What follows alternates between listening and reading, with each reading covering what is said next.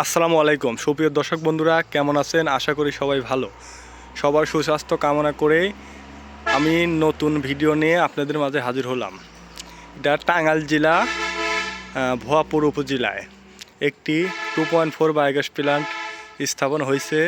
দেখছেন আমাদের মিস্ত্রির কাজ সম্পূর্ণ শেষ। এটা বলে চ্যালারি কূপ এর পাইপ।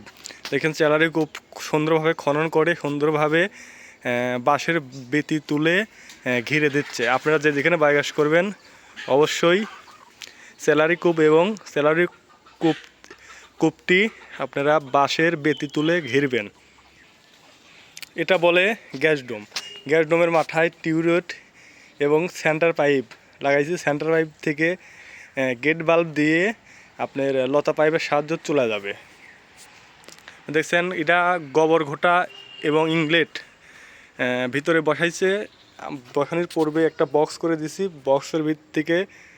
বক্সের ভিত দিয়ে প্ল্যান্টের ভিতরে যাবে। আপনারা যেখানে বায়োগ্যাস প্ল্যান করবেন অবশ্যই আমাদের সাথে যোগাযোগ করবেন। আমরা সারা বাংলাদেশে বায়োগ্যাস প্ল্যান্ট স্থাপন করে থাকি।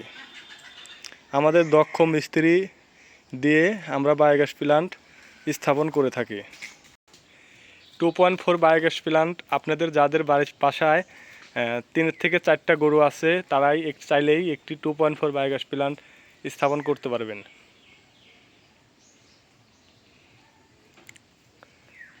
একে 2.4-এ 35 থেকে 40 হাজার টাকা খরচ পড়বে সব কিছু মিলাইয়া।